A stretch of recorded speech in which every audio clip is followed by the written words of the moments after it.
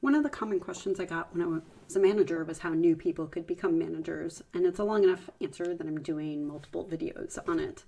This one's about that chicken and egg problem, that it's sometimes hard to get a manager role until you've done management work. So how do you do that? Well, there's a couple of ways to demonstrate leadership prior to becoming a manager. And that's really what you want to show. So some of those ways include you can be a team lead, where you manage something like the technical or the project management aspect of a team.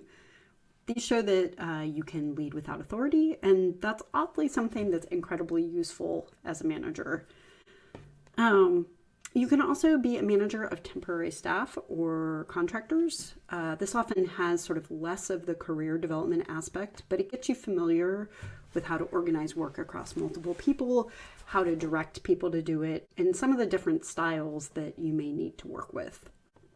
You can also become, often at companies, a manager of the intern, or you can run onboarding programs for your group. Pretty much every group loves if someone volunteers to be an onboarding coordinator because it's such a persistent and large piece of work. And doing that really shows that you know how to skill up new people, and it exposes you again to sort of a variety of working and learning styles.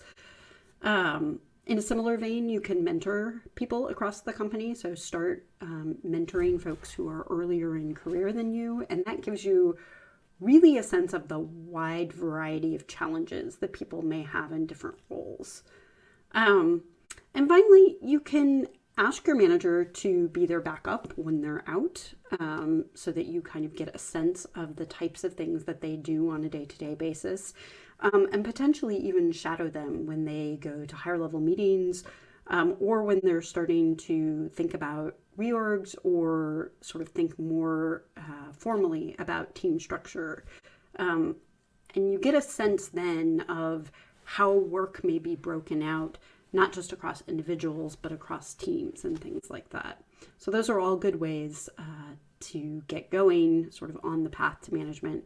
And hopefully you can think of some more after you see some of these examples.